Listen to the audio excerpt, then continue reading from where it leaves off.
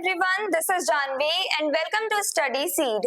आज हम class 10th geography chapter 6 का टॉपिक 15 पढ़ेंगे, that is industrial pollution and environmental degradation.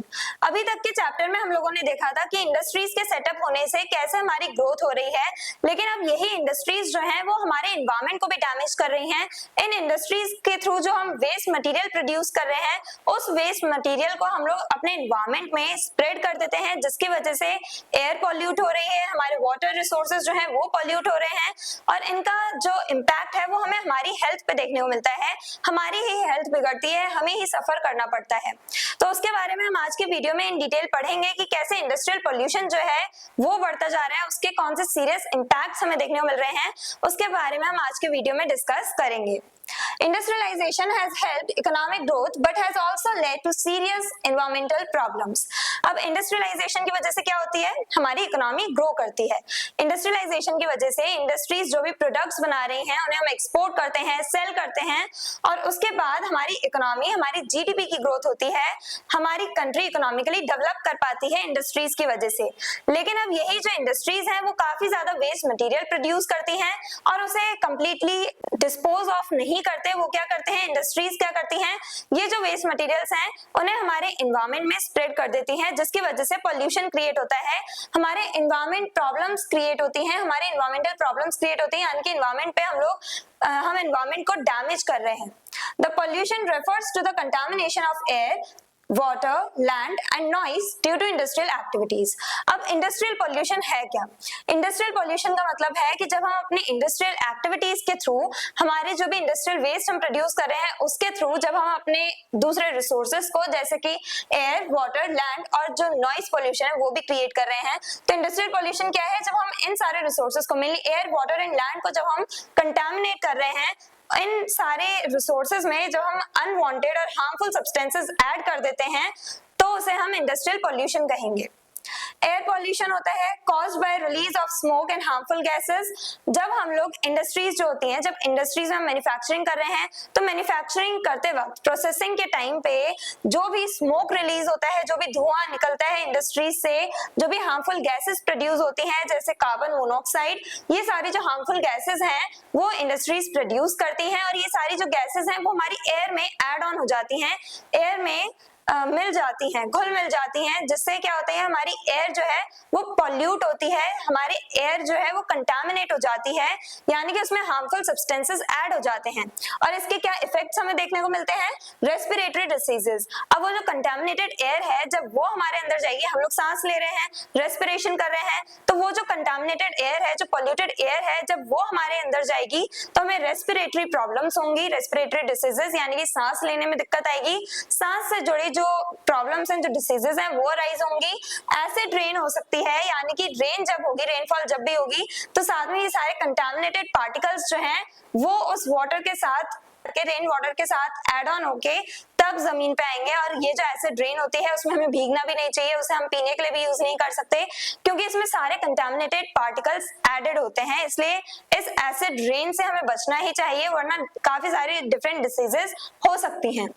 Global warming जो है वो भी होती है, जैसे कि इंडस्ट्रीज जो है स्पेशली कौन सी गैस प्रोड्यूस करती है, कार्बन, और जब कार्बन का अमाउंट बढ़ता है तो जो अर्थ है उसका टेम्परेचर भी बढ़ने लगता है, यानी कि जो अर्थ है हमारी वो रिलेटिवली वार्म होने लगती है, टेम्परेचर बढ़ने लगता है, वार्म टेम्परेचर होने लगता है जब कार्बन का अमाउंट बढ़ जाता है। तो इससे क्या हो रही है, ग्लोबल वार्मिंग भी हो रही है, जब हम एयर को पॉल्यूट कर रहे हैं तो उससे क्या हो रहा है, डिफरेंट इफेक्ट्स हम लोगों को देखने को मिल रहे हैं जो हमारे लिए ही डिस्ट्रक्टिव हैं।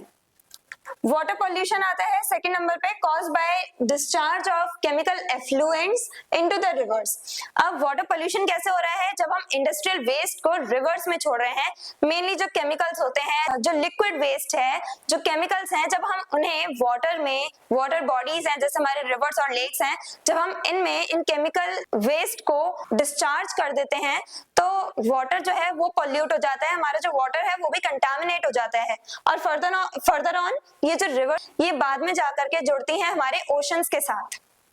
तो लगभग जो हमारे अर्थ का मोस्ट ऑफ द वाटर जो है, most of the water bodies जो हैं, उन्हें हम कंटामिनेट कर रहे हैं, पोल्यूट कर रहे हैं इन केमिकल वेस्ट के थ्रू। और इसके क्या इफेक्ट्स देखने को मिलते हैं? डेथ ऑफ एक्वेटिक लाइफ यानी कि जो हमारे एक्वेटिक एनिमल्स हैं जो वाटर में रहते हैं, जो फिशेस वगैरह हैं, वो एक्सटिंक्ट होने लगते हैं, वो मरने लगते हैं, उनकी डेथ होने लगती है।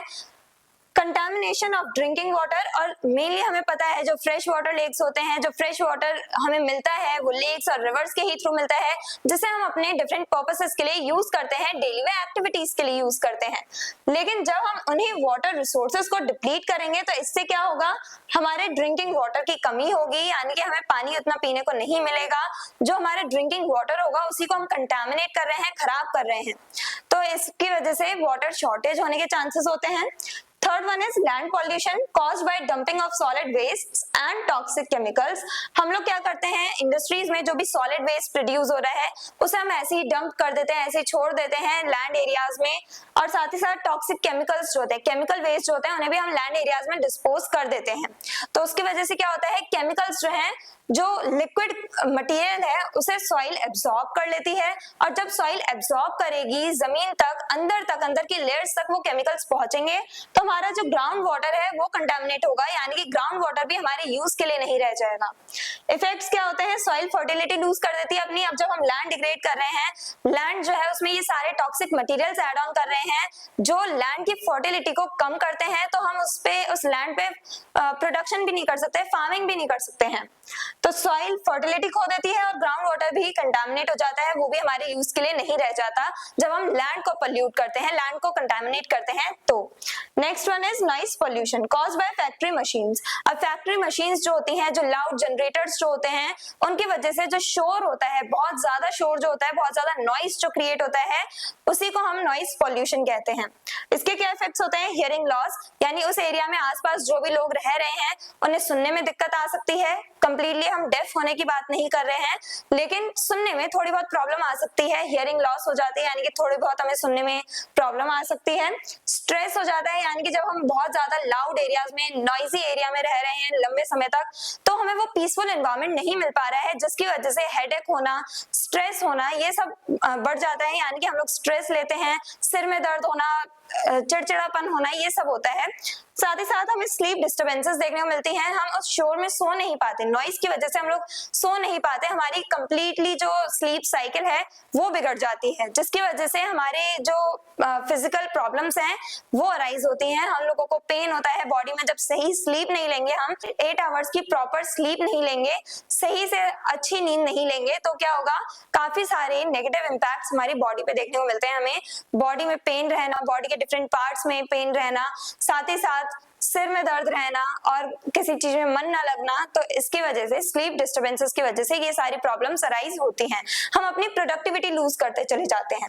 तो आज की वीडियो में हमने देखा कि इंडस्ट्रीज जितनी ज्यादा इंपॉर्टेंट है इकोनॉमिक ग्रोथ के लिए, उतना ही इसके नेगेटिव इंपैक्ट हमें एनवायरमेंट पे देखने को मिल रहा है। तो गवर्नमेंट क्या करती है, कुछ मेजर्स लेती है, गवर्नमेंट भी एनवायरमेंटल प्रोटेक्शन प्रोग्राम्स बनाती है, गवर्नमेंट भी एनवायरमेंट को प्रोटेक्ट करने के लिए डिफरेंट पॉलिसीज बनाती है, स्टेप्स लेती है, और हम लोगों को भी पर्सनली अपने इंडिविजुअल लेवल पे कुछ स्टेप्स लेने चाहिए इन सब रिसोर्सेज को बचाने के लिए, और इंडस्ट्रियल पॉल्यूशन के खिलाफ कुछ हम लोगों को स्टेप्स लेने चाहिए, एक्शंस लेने चाहिए। इंडस्ट्रियल पॉल्यूशन जो है उससे कौन कौन से इफेक्ट्स हो रहे हैं उसके बारे में हमने आज की वीडियो में डिस्कस किया। इंडस्ट्रियल पॉल्यूशन क्या है, जब हम अपने रिसोर्सेज को पॉल्यूट कर देते हैं, कंटामिनेट कर रहे हैं इंडस्ट्रियल वेस्ट की वजह से, तो उसे हम इंडस्ट्रियल पॉल्यूशन कहेंगे। Air pollution, water pollution, land pollution, noise pollution, ये सब हमने आज के वीडियो में डिटेल में डिस्कस किया। इफेक्ट्स देखे हमने कि इन सब पॉल्यूशन के क्या इफेक्ट्स पड़ते हैं, कौन से इंपैक्ट्स हमें देखने को मिलते हैं हमारी सोसाइटी पे, वो सब हमने आज की वीडियो में डिस्कस किया। I hope everything is clear. और अगर आपको इस चैप्टर के डिटेल नोट्स चाहिए तो हमारी वेबसाइट studyseed.net पे विजिट करें, लिंक डिस्क्रिप्शन बॉक्स में दिया गया है। मिलते हैं नेक्स्ट वीडियो में नेक्स्ट टॉपिक के साथ। Stay curious, stay consistent. Thank you very much.